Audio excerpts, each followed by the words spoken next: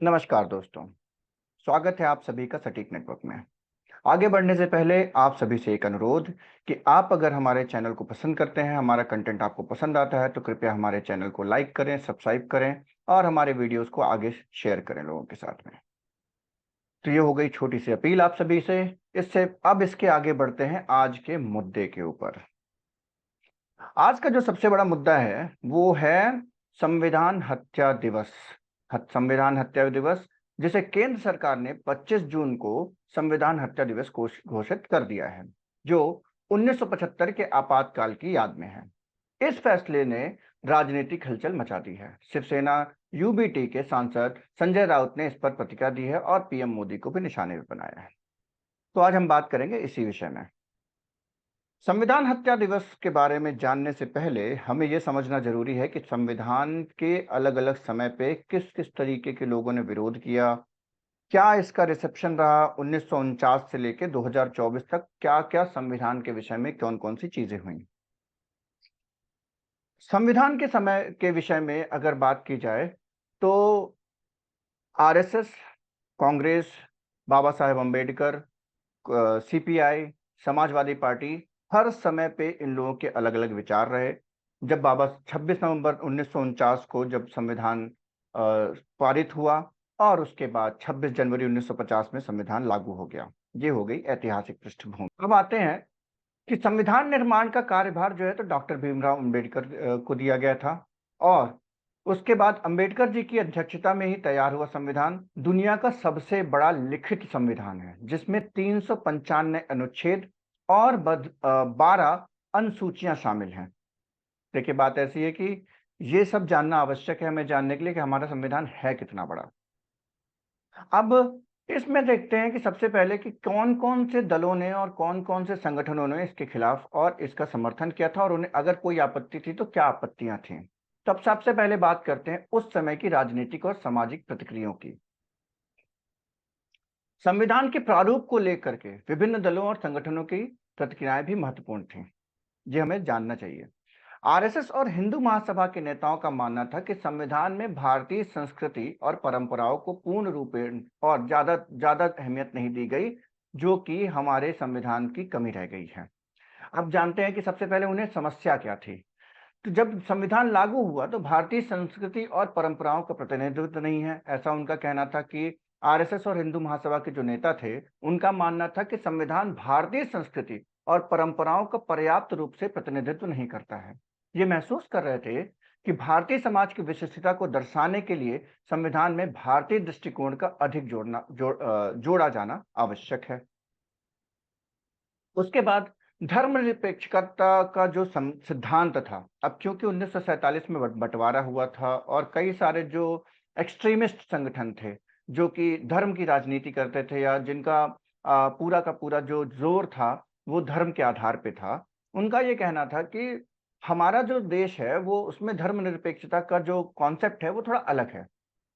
इन्होंने तर्क दिया कि धर्मनिरपेक्षता का सिद्धांत भारतीय परंपरा और समाज के साथ मेल नहीं खाता। उनका यह भी मानना था कि भारतीय समाज में धर्म का महत्वपूर्ण स्थान है और हम उसे नजरअंदाज नहीं कर सकते हैं अपने संविधान में। और उनका यह भी कहना था कि हिंदू धर्म और संस्कृति के तत्वों का भी समावेश ही होना इसमें आवश्यक है, इसलिए वो इस बात का विरोध कर रहे थे। बाद में इसे ये भी कहा गया कि विदेशी मॉडल है, कई सारे देशों से लिया गया है, हमारे देश में इस तरीके के मॉडल सक्सेसफुल नहीं होते हैं। आयरलैंड से लिया गया, यूके से लिया गया, अमेरिका के कॉन्स्टिट्यूशन से लिया गया, कई सारे देशों के कॉन्स्टिट्यूशन को स्टडी कर करके हमारा संविधान बना। उसके बाद जो है तो सामाजिक और धार्मिक मुद्दे भी उठाए गए इस पे। अब अगर मैं इस बात पे बात जोड़ दूं कि कई सारे और संगठन थे जिन्होंने इस पर अपनी अपनी प्रतिक्रियाएं दी, लेकिन ये संगठन जो थे आरएसएस और हिंदू महासभा, इनकी जो आपत्ति थी वो थोड़ी उल्लेखनीय है यहाँ पर। गोलवलकर जी का मानना था कि संविधान में भारतीय समाज की धार्मिक और सांस्कृतिक अस्मिता को अधिक महत्वपूर्ण स्थान मिलना चाहिए था और उन्होंने इस बात पर जोर दिया था कि भारतीय समाज की विशिष्टता और हिंदू दर्शन को संविधान में समुचित रूप से शामिल किया जाना चाहिए था। गोलवलकर जी ने 1949 और 1947 के उस दौरान में कई सारे ऐसे भाषण भी दिए थे और कई सारे उनके वक्तव्य भी आए थे जो संविधान को के खिलाफ कहे जा सकते हैं या संविधान के खिलाफ टिप्पणियां कही जा सकती हैं। उसके बाद अगर देखा जाए तो ऑर्गेनाइजर में भी एक लेख लिखा गया जिसकी भी काफी चर्चा की जाती है। अब आगे बढ़ते हैं 1975 की तरफ।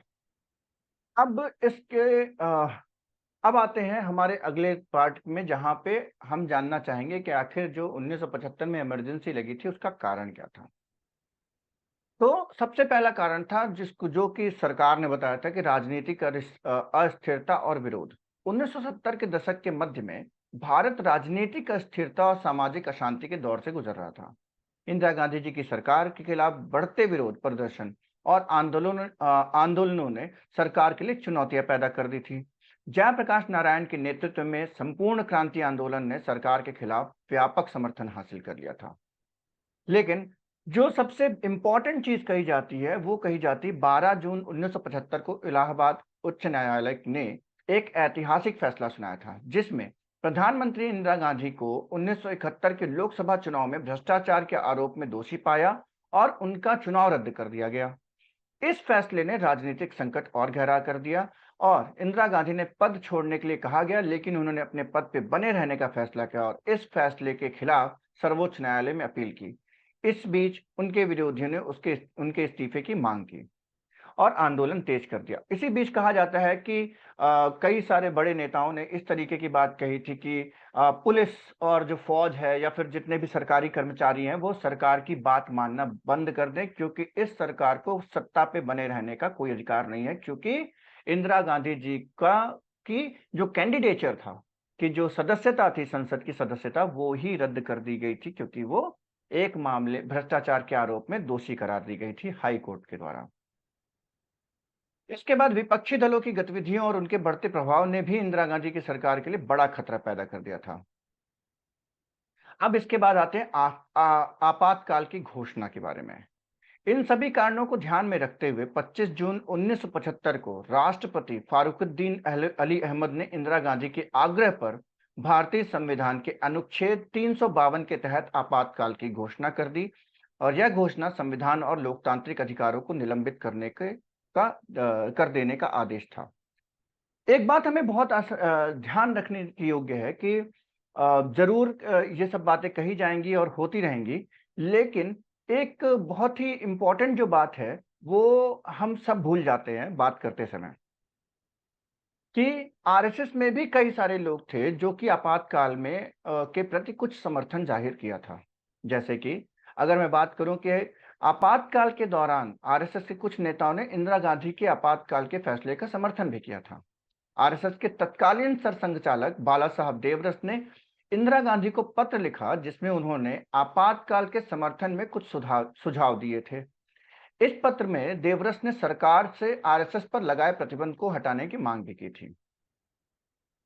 हालांकि ऐसे समर्थन जो थे बहुत कम थे, इक्का दुक्का, मतलब कुछ बड़े लोगों ने समर्थन दिया था। अगर देखा जाए तो सीपीआई ने समर्थन दिया था, सीपीआईएम जो मार्क्सवादी से है उसने इसका विरोध किया था। और इसके बाद अगर देखा जाए तो विपक्षी दलों ने जो कि समाजवादी, कम्युनिस्ट और संघ से जुड़े हुए, जनसंघ से जुड़े हुए जितने भी लोग थे वो हमेशा से इसका विरोध करते रहे ज्यादातर, लेकिन कुछ समर्थन भी इसको मिला था जो कि आरएसएस और कम्युनिस्ट पार्टीज की तरफ से मिला था। सवाल जो हमारे मन में आता है कि अगर इतनी सारी बातें हुई और हम इमरजेंसी को दोबारा डिस्कस करें, अब इमरजेंसी का डिस्कशन क्यों हो रहा है? इमरजेंसी का डिस्कशन इसलिए हो रहा है क्योंकि आज के समय में दोबारा से विपक्ष ने संविधान को हाथ में लेकर के 2024 के चुनाव में जो उनका प्रदर्शन रहा, जो कि काफी बेहतर रहा पिछले 2 चुनाव के मुकाबले, वो इस बार दोनों चुनाव से बेहतर रहा।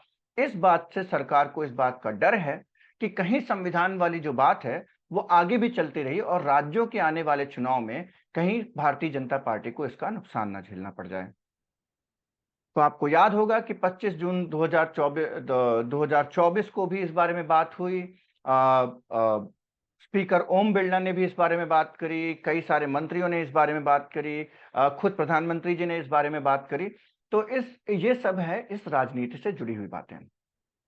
अगर हमें ध्यान देने वाली बात ये भी है कि संजय गांधी जो थे, वो एक तरीके से आपातकाल के दौरान संजय गांधी को इंदिरा गांधी का सबसे सक्रिय और प्रभावशाली सहयोगी के रूप में देखा गया था। उनके रूप में नेतृत्व में कई विवादास्पद नीतियां और कार्यक्रम लागू किए, जिसमें नसबंदी कार्यक्रम, झुग्गी-झोपड़ी हटाने का अभियान, इस तरीके के काफ़ी सारे अभियान शामिल थे, जिनका काफ़ी विरोध हुआ और उन्हीं की वजह से जो है तो ये कह सकते हैं कि वो सब कार्यक्रम थे जिसकी वजह से इमरजेंसी वैसे ही काला अध्याय माना जाता है हमारे संविधान का या लोकतांत्रिक इतिहास का। और उसमें ये और बड़ा काला धब्बा जोड़ता है जब उनके ये कार्यक्रम लागू हुए और कई सारे लोगों की जबरन नसबंदी करने के भी खबरें उस समय पे आई। लोगों की झुग्गी-झोपड़ी तोड़ दी गई, मैदान के मैदान बना दिए गए उस समय पे और ये सारी चीज़ें उस समय पे हुईं। पर अब मुझे समझ में नहीं आता कि आपको एक ही परिवार है, इंदिरा गांधी जी का परिवार है, राहुल गांधी, सोनिया गांधी, प्रियंका गांधी और दूसरी तरफ है मेनका गांधी और वरुण गांधी। अब मेनका गांधी और वरुण गांधी जो है आपकी ही पार्टी में शामिल हैं, आपकी ही पार्टी से मेनका गांधी मिनिस्टर भी रह चुकी हैं, उसके बाद वरुण गांधी भी जो है मेंबर ऑफ पार्लियामेंट रह चुके हैं, वो आपकी पार्टी में हैं, आप उनके बारे में कुछ नहीं बोल रहे हैं। और जब आप बात कर रहे हैं कि संविधान बचाओ और ये संविधान हत्या दिवस की बात कर रहे हैं, तो आप सिर्फ और सिर्फ गांधी नेहरू परिवार जो कि कांग्रेस चला रहा है, उसके बारे में बात करते हैं। एक अन्य बात ये भी है कि अ, अगर देखा जाए तो इस विषय में जितने भी बाद में प्रधानमंत्री हुए, उन्होंने लगभग इस बारे में इसकी भर्त्सना करी है और इसके बारे में माफ़ी माँगी है या फिर कहा है कि वो नहीं होना चाहिए था और बहुत ही गलत फैसला था। राजीव गांधी जी ने इसके पे खेद जताया, फिर इसके बाद मनमोहन सिंह जी ने इस पे खेद जताया, इसके बाद राहुल गांधी ने इस पर खेद जताया और माफ़ी भी माँगी और इसे पूर्ण रूप से गलत बताया। तो ये नहीं कह सकते हैं कि कांग्रेस ने इसकी ज़िम्मेदारी नहीं नहीं ली और कांग्रेस इस बात को समझती नहीं थी। बिल्कुल, ये बात बिल्कुल सही है भारतीय जनता पार्टी की या एनडीए गठबंधन की क्या कि इमरजेंसी इस देश का एक काला अध्याय है और जो उसमें घटनाएँ हुई, जबरन नसबंदी और जबरन झुग्गी-झोपड़ी हटाने वाली बातें, ये सारी चीज़ें नहीं होनी चाहिए थी और इस वजह से वो काला अध्याय और बड़ा हो जाता है। पर इस संविधान की हत्या में सभी न का कहीं न कहीं योगदान रहा है। संवैधानिक संस्थाओं का गलत तरीके से इस्तेमाल करना, अपोज़िशन को टारगेट करना, चाहे वो कांग्रेस की सरकार रही हो, चाहे भाजपा की सरकार रही हो। आज भाजपा की सरकार में हम देखते हैं कि अभी एक नई रिपोर्ट आई थी जिसमें से कुछ महीनों पहले हिंदू की या इंडियन एक्सप्रेस की, जिसमें से 25 ऐसे नेता जो कि एनडीए गठबंधन या भाजपा में शामिल हो गए और उन पे पहले आरोप चल रहे थे और उनके खिलाफ चार्जेस लगे हुए थे, उनमें से 23 को क्लीन चिट मिल गई है। क्लीन चिट मिल गई है। उनमें सबसे बड़ा उल्लेखनीय नाम है प्रफुल्ल पटेल, अभी रिसेंटली उस लिस्ट में जुड़े हैं। तो आपको ध्यान देना होगा कि जब भी कोई भी बात आती है, ये 50 साल पहले का मुद्दा है, आज भी उसे उसी तरीके से याद किया जाता है कि वो एक काला अध्याय था, पर हमें इस बात को ध्यान रखना चाहिए कि वैसी स्थिति कभी और ना पैदा हो जाए। और यही हमारा इस बात को कहने का वो है, विचार है कि आप जो है तो ध्यान रखें कि किसी भी पार्टी या किसी भी गठबंधन को इतना ज़्यादा समर्थन ना दे दें कि वो आगे जाकर के हमारे देश के संविधान के साथ इस तरीके का कोई खिलवाड़ कर सके।